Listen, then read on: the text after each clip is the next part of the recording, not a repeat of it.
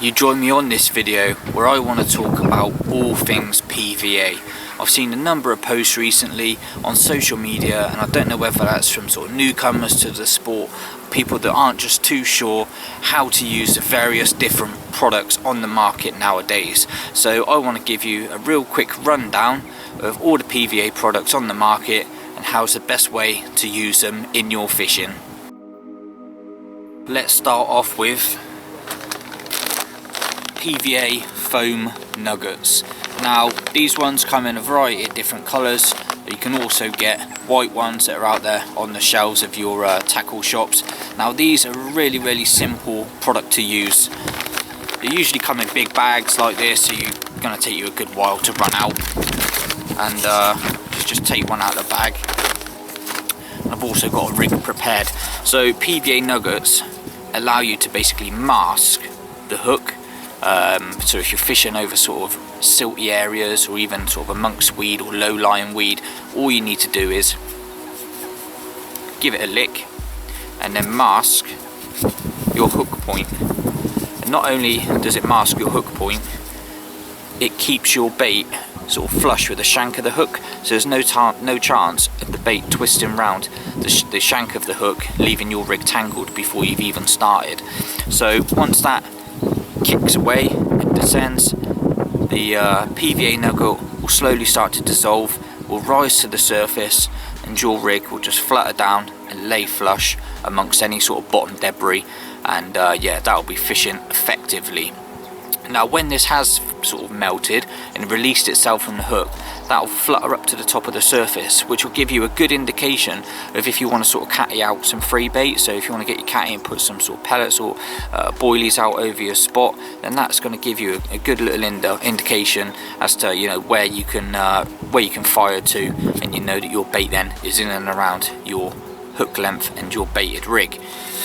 Not only that, I like to get myself a little pot as well. There's no point carrying around a massive bag of these when you can just get yourself a little pot and cram a load in there, do it up and stick it in your rucksack. That way, like I say, you're not carrying a massive bag around. You've got a handy little pot and you can just keep that safe in your bag, nice and airtight, and those PVA nuggets aren't going to melt.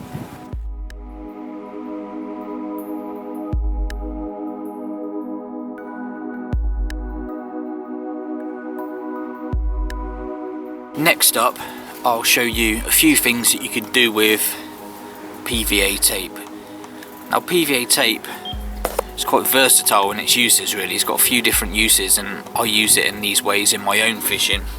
So first up, similarly to the foam nugget, if you've got a rig and you want to say use a little mesh bag on the hook as well, then I tend to, if you can see there, tie off back of the hair to the shank of the hook, which means that isn't going to go, like I say, twisting round when your rig is in flight.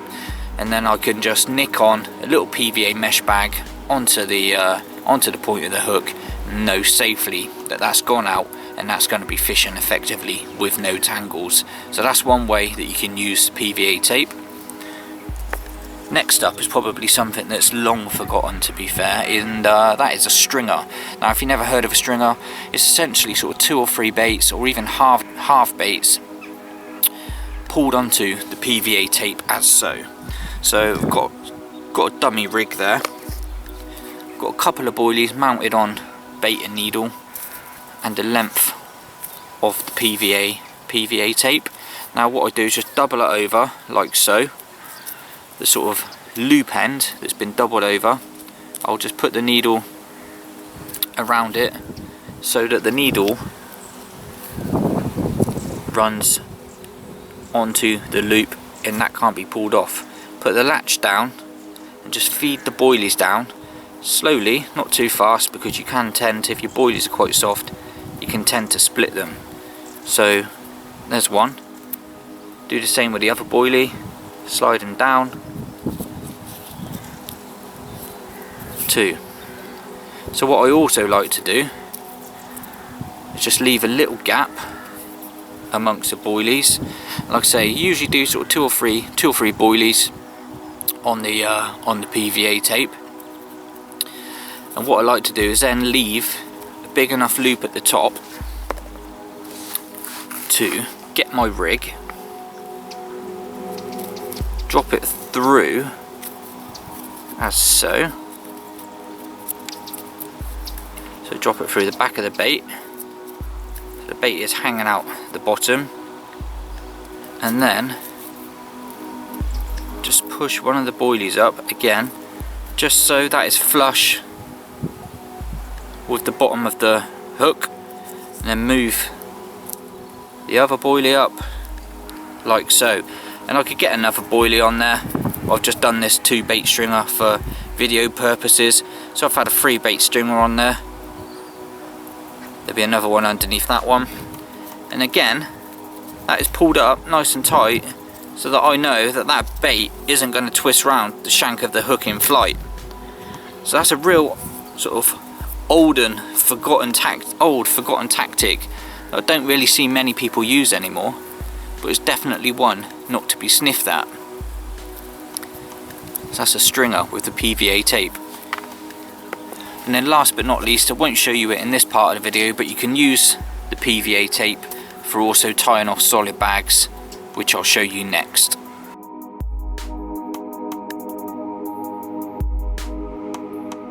So now I'll talk to you about solid bags. They play a massive part in my angling, and yeah, I don't leave home without them regardless of how long I'm going out on a session for. They really can come into their own for one bite tactics, and I'll show you now how's best to use them. I've stuck a rig on. It's got a 10mm wafter on it, my usual go-to choice of hook bait when using solid bags, and I opt for the small size. Now you can get perforated bags which have little holes in them which allow them to break down quicker, or you can get plain, obviously without any holes, which just allow you to get that bag out into sort of deeper water without it starting to melt instantly. So what I do to use a solid bag is just give it a little blow inside the bag, and as you can see it will just open it up.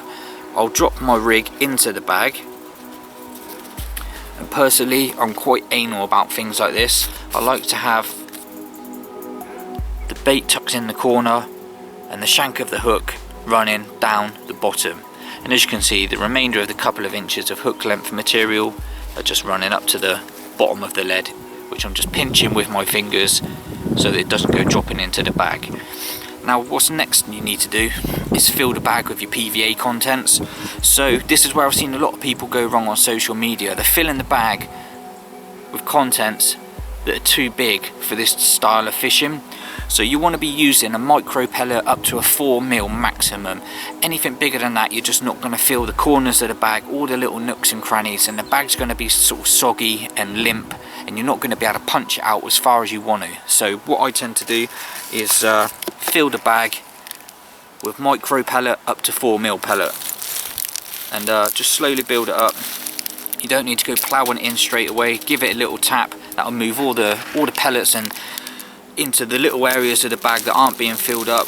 Again, another little top up. So as you can see, it's about 2/3 filled at the moment, and I'm just giving it a little tap just to work the pellets into all the little free areas. Again, one more.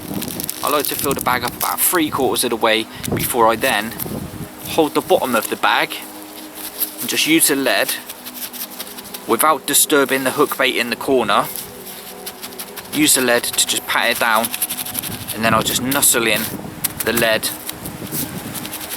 amongst the contents of the bag like so. And as you can see, there's a good centimetre or so there of the stem that's inside the bag, the rest of the stem coming out of the bag. So as long as that's nestled in firmly, give it a little pat down at the bottom, and again, it's all about making these bags compact. So once I've done that, you can see what was 3/4 full is now again 2/3 full. So the little pellets and the bits of sort of ground bait and stuff that I've put in there have all worked themselves down into a sort of tight little area at the bottom of that bag. Again, I'll just give it another little top up, just so there's enough to do one of two things when the bag is sort of nearly ready to be sort of tied off or licked and sticked. So like I say, there are two options here. work those last little pellets down into the bag, which gives you a little bit more PVA to play with. So now, like I say, two options. Lick your fingers and then twist the bag round onto itself. And as you can see, without doing it myself physically, that bag is rock hard. That ain't going, them pellets ain't moving anywhere. It's not flapping around, it's not limp, it's not saggy, it's rock hard. So that is one way you can do it. Lick your fingers, twist it round the stem, hold it in place for a few seconds, and what you'll notice is when it's dry, when it's sort of stuck, the PVA will just attach itself to the stem of the solid bag solid bag stem. So as you can see, twist it, lick your fingers, twist it, hold it there for a few seconds, and you'll notice that it will stick to the stem. Now, as I mentioned earlier, another way you can do it is with PVA tape. So pull yourself off a length of PVA tape. Don't scrimp, because it can become a little bit tedious when you're tying the bag if you've got fat fingers like me. So I'll just get my solid bag. What I'll do, I tend to twist it round sort of once, just so that that is tight. Hold it in place with your fingers still. Grab the PVA, wrap it round a few times. It don't matter how many times, as long as you've got enough tape left over to be able to tie it down on itself. And then it's just a case of tying off a few granny knots.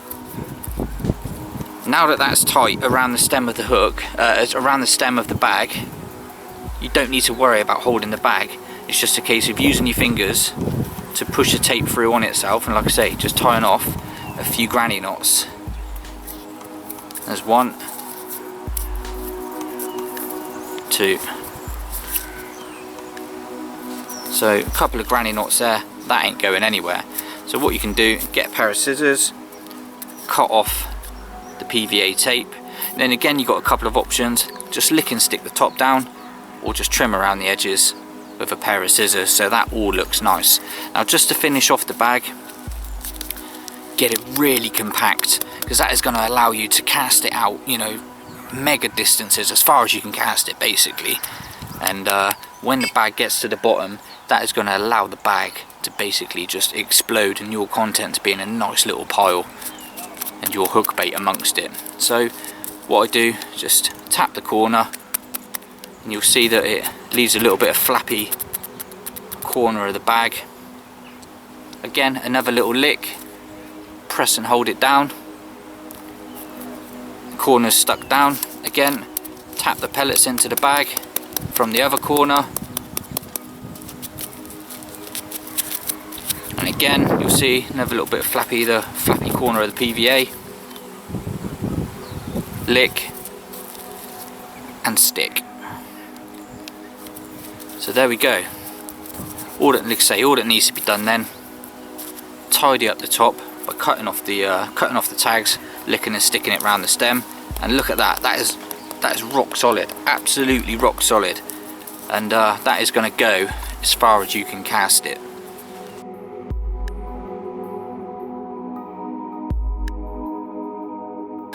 PVA mesh, featured in my fishing for a number of years now. And PVA mesh systems will come in a tube like so, nice airtight lid. Inside you will get 20 meters of mesh type stocking. It's slid up onto a tube, and you'll get sort of plunger inside that will allow you to push down contents through the tube out the other end, ready to be tied off. So I'll show you now a few things that you can use PVA mesh for. Well, here are just 3 examples in which you can fill your PVA mesh with. So in that one, just got a handful of 10mm boilies. I've got, similarly like the PVA tape, I've got 3 15mm boilies in there, similarly, like I say, to the tape, a bit like a stringer. And in that one, I've got pellets inside that one. Again, your sort of world is your oyster really when it comes to PVA mesh. As long as your contents are dry, like so, any sort of moisture will start to make that mesh bag start to melt, and before you've even cast out, the contents of your bag will be over your shoulder. There's a couple of ways that you can actually attach PVA mesh to your baited rig. One way is just by threading a baited needle through the mesh bag, like so, hooking it onto the loop of your rig and just gently sliding it down your hook length, down to the hook end, in which you can manipulate the hook inside the bag, like so, in which you'll get a masked hook point ready for when that rig hits the lake bed, the mesh and mount, and you've got a nice little bundle of goodies there situated around your hook bait. Or, like I said earlier, I tend to tie off the rig with a bit of PVA tape, and then you have the option to just nick on a little PVA bag like so, and again you can just cast that out. Something like that I tend to use on a cleaner bottom where I know I'm getting a drop, and you know it's not going diving into sort of silt, that sort of thing, or weed. I know that there's nothing there that the hook point can be picked up on.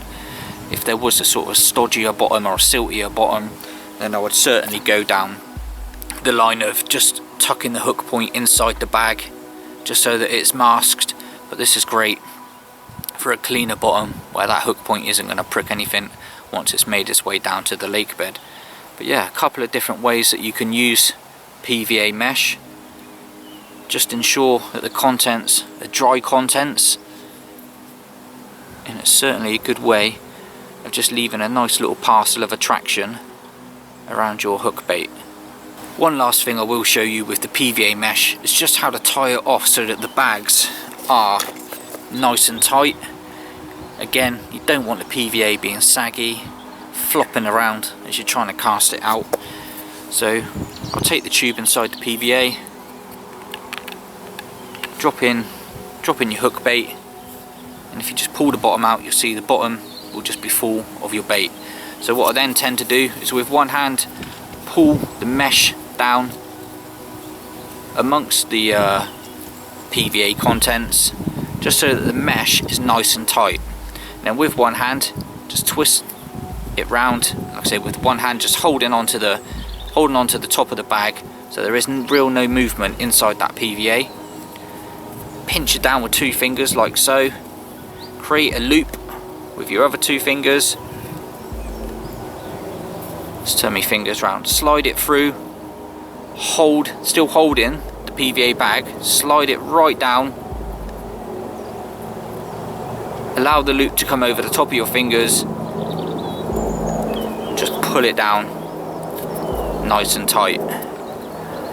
It is all fingers and thumbs to start with, and it does take a bit of practice, but as long as you're continually holding the top of that PVA bag all the time, just allowing for that loop to come underneath your fingers, you can pull it down nice and compact, nice and tight, and that is rock solid, ready to explode when you cast it out onto your spot. So not only that, I'll just tie off then a secondary knot, just leaving a short gap in between for me to get the scissors, cut between the two knots. That way you've got your bag, and if you just slide the stocking back up the tube, you're ready to go again because the knot's already tied.